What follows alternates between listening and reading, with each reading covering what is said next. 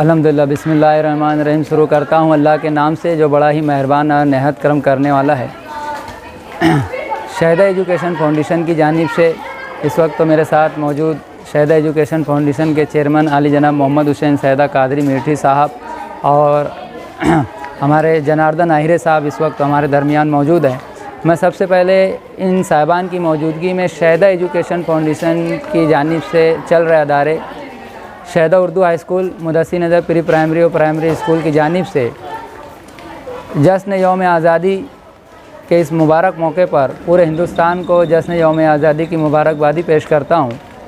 गुज़िश्ता 13 तारीख और 14 तारीख और आज 15 तारीख इन 3 दिनों में शहदा एजुकेशन फाउंडेशन की जानिब से गवर्नमेंट GR के मुताबिक एक से बढ़कर एक प्रोग्राम तरतीब दिए गए और हर प्रोग्राम अपने आप में अपनी नौइयत में कामयाब रहा और इन प्रोग्रामों को कामयाब बनाने में हमारे मीडिया का बड़ा हाथ है कि मीडिया ने इन तमाम प्रोग्रामों को कवर किया और उन्होंने कवर करने के बाद जो गवर्नमेंट जो मैसेज चाह रही है, जो गवर्नमेंट देखना चाह रही थी, ये मीडिया के ज़रिए ही सिर्फ दिखाया जा सकता था और मीडिया के ज़रिए ही ये बातें वहाँ तक पहुँच सकती थी।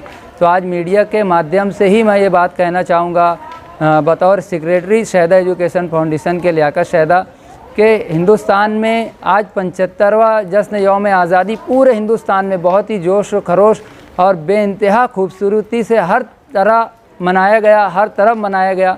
लेकिन मैं ये चाहता हूँ और मेरी पूरे हिंदुस्तान वासियों से ये गुजारिश है कि वो इस एनर्जी, इस टेम्पो को ख़त्म होने ना दे। हमें आने वाले दिनों में भी हिंदुस्तान की जश्न यौम आज़ादी के जश्न को इससे ज़्यादा बड़े पैमाने पर, इससे ज़्यादा बढ़ कर के प्रोग्रामों को करते हुए मनाना चाहिए। और गवर्नमेंट की जानिब से जो कॉन्सेप्ट आया था कि घर घर तिरंगा, हर घर तिरंगा, आज गवर्नमेंट मैं समझता हूँ कि इस प्रोग्राम में कामयाब हुई है और कामयाब रही है।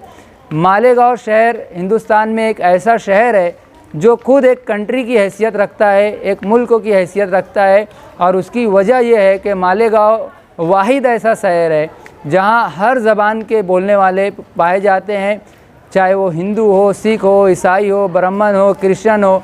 ये मालेगांव वाहिद एक ऐसा शहर है कि पूरे हिंदुस्तान में 18 ज़बान के बोलने वाले लोग पाए जाते हैं, लेकिन मालेगांव में वाहिद ऐसा शहर है कि ये कंट्री की हैसियत रखता है।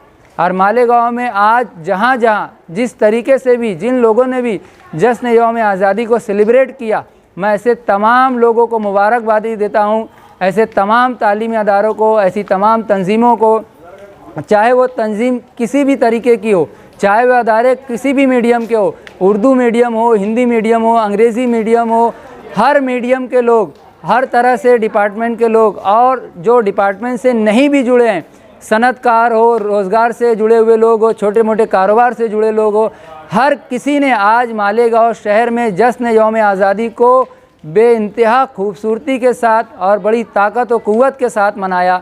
मैं पूरे मालेगांव शहर को भी इस बात की मुबारकबादी देता हूं। और आखिर में मैं अपनी बात को ख़त्म करने से पहले यही कहना चाहूँगा कि हमें अपनी इस एनर्जी को उस वक्त तक कायम रखना है जब तक हमारे अंदर जान है, क्योंकि हिंदुस्तान का तिरंगा हमारी शान है, हमारी आन है, हमारी बान है। तो हमें हमारे तिरंगे की अहमियत को जानते हुए हमेशा इसी तरीके से प्रोग्रामों को मनाते रहना चाहिए, जश्न को मनाना चाहिए। और आज़ादी के जश्न को मनाना किसी भी तरीके से कहीं भी किसी भी जगह गलत नहीं है। यह हमारे दस्तूर का, हमारा दस्तूरी हक़ है जो आज हम जश्न यौम आज़ादी के इस प्रोग्राम को इतनी ताकत और इतनी खुश उसलूई के साथ हम लोगों ने मनाया।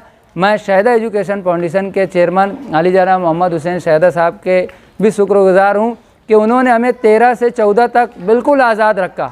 हर तरह के रंगारंग प्रोग्राम करने का हमें परमिशन दिया, चाहे वो गीत की शक्ल में हो, चाहे वो नज़्म की शक्ल में हो, चाहे वो गज़ल की शक्ल में हो, चाहे वो तकरीर की शक्ल में हो। उन्होंने किसी भी प्रोग्राम पे कोई भी कैद नहीं रखी।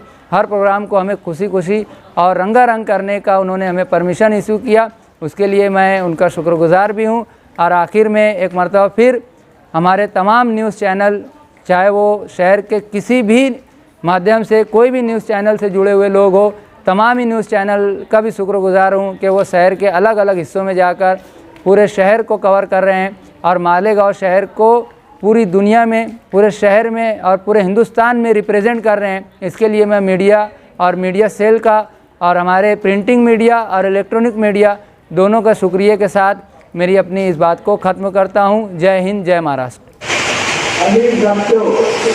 और स्टेज पे बैठे हुए तमाम मौजूद मेहमान कराम, ये बड़ी खुशी की बात है और फख्र की बात है कि हमको आज आज़ादी का जश्न मनाने का 70वां आज़ादी का जश्न मनाने का मौका मिला और हम अपनी नस्लों को नस्लों को ये बता सके कि हिंदुस्तान को किस तरह से गुलाम बनाया गया था, किस तरह हिंदुस्तान को अंग्रेजों ने लूटा था, किस तरह हिंदुस्तानियों पर जुल्म और फिक्र के पहाड़ तोड़े थे। उससे बचते हुए हमने आज़ादी की जंग लड़ी। मुश्तरका तौर पर मिलजुल कर हिंदू, मुस्लिम, सिख, ईसाई और तमाम कौमें में यहाँ आबाद है, उन्होंने मिलकर आज़ादी की लड़ाई लड़ी और अंग्रेजों को उनका घर, उनका रास्ता बता दिया। और आज मुझे ऐसी है कि हम आज भी ये आत्मा और इरादा रखते हैं, आज भी हमारा हौसला ये है कि कोई अगर हिंदुस्तान की तरफ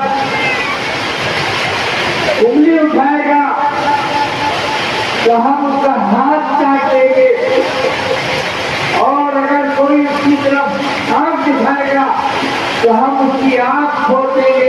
ये आज भी हमारा आत्मा है और कोई ये जो करके देंगे। और हमने खारिज करके बता दिया शहीद अब्दुल हमीद ने जिस तरीके से पाकिस्तानी टैंक का मुंह हुआ है वो तारीख कभी भुला नहीं सकती, उसको कोई बराबर नहीं कर सकता। मुसलमान अपना खून इस वतन के लिए बहाता आया है, बहाएगा और बहाता रहेगा। वो कहते हैं ना कि वतन को खूबी जब भी जरूरत पड़ी सबसे पहले हमारी ही गर्दन कटी। हम ही ऊपर आने वाले हैं, हम ही गर्दन कटाने वाले हैं। और इस तरंगे की आजमत को कायम रखने के लिए, इस तरंगे की आजमत को कायम रखने के लिए हम हर वो कुर्बानी देने के लिए तैयार है जो ये हमसे मांगेगा। और तिरंगा मैं आपको बताऊं बड़े खुशकिस्मत है हम लोग जो मतलब हम हिंदुस्तानी लोग कि हमको तिरंगा झंडा मिला। किसी मुल्क को ये याद हासिल नहीं है, मुल्क दुनिया के किसी मुल्क को ऐसा खूबसूरत झंडा नसीब नहीं हुआ जो झंडा आज हमको नसीब हुआ। आप जानते हैं कि तिरंगा झंडा क्या है?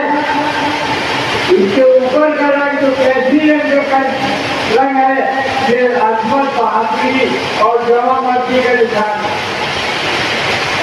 इसके बीच का रंग जो सफेद है वो सुलह और राजनीति का रंग है। हम लोग शांति से रहना चाहते हैं और हम कभी किसी से लड़ाई झगड़ा नहीं चाहते। और अगर कोई हम पर हमला करे और तो हम पर ज्यादती करेगा तो फिर हमारा तिरंगा का वो पहला रंग काम आएगा जिसमें आपको तो बाहर की तो बहादुरी की निशानी है कि हम हर उस शक्ति का मुंह तोड़ देंगे और तोड़ देंगे तो इस तिरंगे की तरफ भेजेगा। आखिर हम जानते हैं आप हरा क्या है? ये हरा रंग ये नेचुरल रंग है, ये हमारी खेती का, हमारा मुल्क दलई मुल्क है, खेती बाड़ी का मुल्क है। यहाँ हम इस शब्द निशान के लिए वादे करते हैं कि हमारा मुल्क दलई है और हम यहाँ खेती बाड़ी करके अपने आवाम को और पूरे मुल्क को पालते हैं। आज भी हिंदुस्तान का चावल बैरूनी मुल्कों में जाता है, आज भी हिंदुस्तान का पंजाब का गेहूँ इंडिया में माना जाता है। तरह के हम शरई तौर पर भी बहुत मजबूत हैं और रहेंगे इंशाअल्लाह। 24 तिरंगे की अदब को बचाने के लिए आज अगर हमने सरकार की तौर एक मामूली की बात पर हर घर तिरंगा कागज प्रोग्राम मनाया तो क्या तारीफ की बात है। ये तो हर शख्स की जिम्मेदारी, हर हिंदुस्तानी की जिम्मेदारी है, चाहे वो मुसलमान हो, चाहे वो हिंदू हो, चाहे वो सिख हो, चाहे ईसाई हो, कोई भी हो, इस बात पर इस तिरंगे के अजमत को कायम रखने के लिए हमको हर तरह की कुर्बानी देने के लिए तैयार रहना चाहिए। हम इस कुर्बानी को देने के लिए तैयार हैं और इसलिए तैयार है कि सारे हाइब्रिड के लिए बड़ी व्यवस्था को बड़े हौसले की जरूरत है। जमाने में जो ही मुस्लिम कुशा नहीं होते, जमाने में जो ही मुस्लिम कुशा नहीं होते, कलेजा चाहिए सारे हाइब्रिड के लिए। हमें वो इशार है, वक्त आने पर हम अपने मुल्क के लिए हर तरह की कुर्बानी देने के तैयार है। यही आज के बच्चों को बच्चों को लिए मेरे पैगाम है और बड़ों के लिए पैगाम है और हर हिंदुस्तानी के लिए मेरा ये पैगाम है कि अपने वतन की इज्जत, गुर्बत और इज्जत और उसकी साथ स्वागत बचाने के लिए किसी भी कुर्बानी की तरह नहीं करना, यही मेरा आज का पैगाम है। आज ये परिवर्तन और कराने का जो सीखना बना है, यही एक हमारी पैगाम मैं आपको देने जा रहा हूँ।